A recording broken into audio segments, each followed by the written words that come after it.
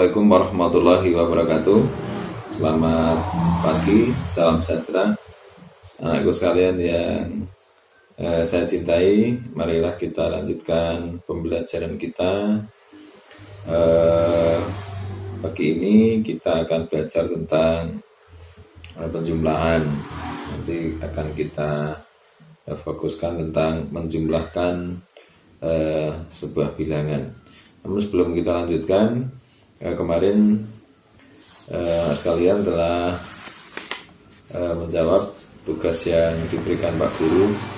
Alhamdulillah anak-anak menjawab dengan bagus, ya, dengan baik, semuanya benar. Hanya ada beberapa yang perlu ditambah. Maksudnya adalah untuk menambah wawasan kita saja.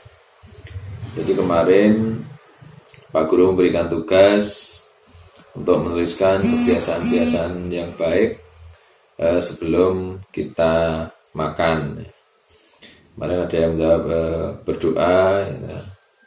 Ada yang menjawab mencuci tangan, kemudian yang menjawab menyiapkan makanannya dulu, kemudian ada yang menjawab sebelum makan kita harus duduk yang baik, yang sopan, dan lain sebagainya. Semua jawaban kalian adalah benar. Nah sekalian, kemarin kita telah membahas tentang berbagai zat yang dibutuhkan oleh tubuh kita. Satu diantaranya adalah protein. Nah, protein kemarin ada dua macam, yaitu protein nabati dan protein hewani, di mana protein ini dipergunakan oleh tubuh itu untuk mengganti sel-sel yang telah rusak. Jadi protein ini adalah fungsinya untuk pertumbuhan badan kita. Nah, protein hewani kemarin dihasilkan oleh dari hewan, ya, bisa daging, ya, dan ikan, kemudian bisa susu, ya, susu yang dari kambing misalnya, itu merupakan sumber protein hewani, ya. Kalau susu yang dari SGM itu, ya, sari dele itu, tentu saja itu susu tetapi merupakan sumber protein nabati karena dihasilkan oleh kedelai. Nah sekalian silakan nanti membuka buku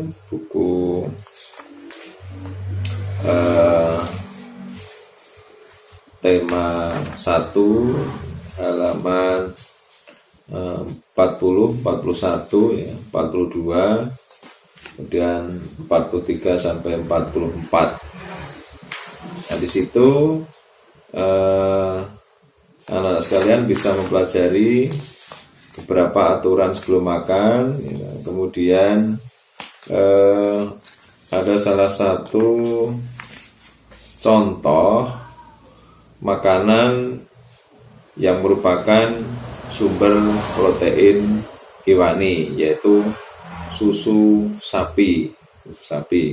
Di situ bisa dibaca, ya, bahwa dalam sebuah perusahaan itu setiap harinya bisa menghasilkan beberapa susu kemasan, ya, susu kemasan.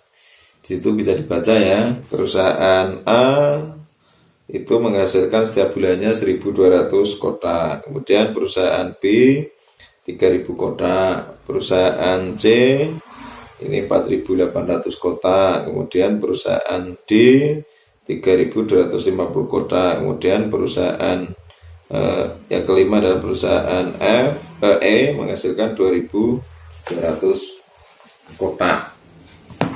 Nah, jadi ada 5 perusahaan di situ yang dicontohkan yang menghasilkan susu kemasan setiap bulannya yang berbeda. Nanti anak sekalian bisa hasil dari susu kemasan itu untuk berlatih menjumlahkan sebuah bilangan. Contohnya adalah berapakah, misalnya ini perusahaan A menghasilkan 1.200, kemudian perusahaan D menghasilkan 3.250.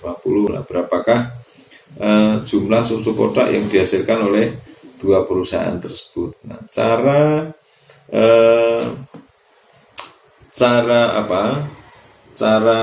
menentukan hasilnya anak-anak bisa menggunakan dengan cara bersusun. Ini misalnya ada contoh ini ya. Ada contoh di situ hasil dari 2100 ditambah 1350. Maka untuk mencari hasil ini bisa kita susun terlebih dahulu agar kita mudah dalam mengerjakannya. Ya, kita susun angka, kita tulis angka 2100 ya, di sini 2100. Kemudian di bawahnya karena jumlah angkanya sama ya, bilangan ini sama ya, terdiri dari 4 angka sampai ribuan, maka kita susun ribuan, kita luruskan dengan ribuan, ratusan dengan ratusan, puluhan dengan puluhan, kemudian satuan kita luruskan dengan satuan ya. Saya kira anak-anak sudah paham ya tentang nilai tempat kemarin. Ada satuan, ada puluhan, ada ratusan, kemudian ada ribuan dan puluh ribuan dan seterusnya. Nah, setelah tersusun ini maka kita tinggal menjumlahkan. Menjumlahkannya jangan dari depan, tetapi dari angka yang paling belakang, yaitu angka satuan. Misalnya ini 0 tambah 0, hasilnya ada 0, tulis 0. Kemudian di sini ada 0 tambah 5, hasilnya 5 ya kan, maka ditulis 5. Kemudian ratusan, 1 ditambah 3, hasilnya 4, maka diluruskan menempati tempat ratusan. Nah, yang ribuan, 2 ditambah 1, maka hasilnya 3, maka diluruskan di ribuan. Sehingga hasil dari penjumlahan 2100 ditambah 1350 dengan cara bersusun, hasilnya adalah ada 3450. Ada 3450. Ini sebagai contoh. Jadi anak-anak bisa mencari sebuah penjumlahan satu bilangan itu dengan cara bersusun. Gitu. Nanti anak-anak bisa berlatih. Kemudian ada tugas untuk kalian. Silahkan untuk ditulis dan diisi hasilnya, ditulis dan diisi hasilnya seperti yang Bapak contohkan tadi. Jadi silakan untuk cara mencarinya adalah dengan cara bersusun. Itu tugas latihan halaman 44. Ada 5 soal.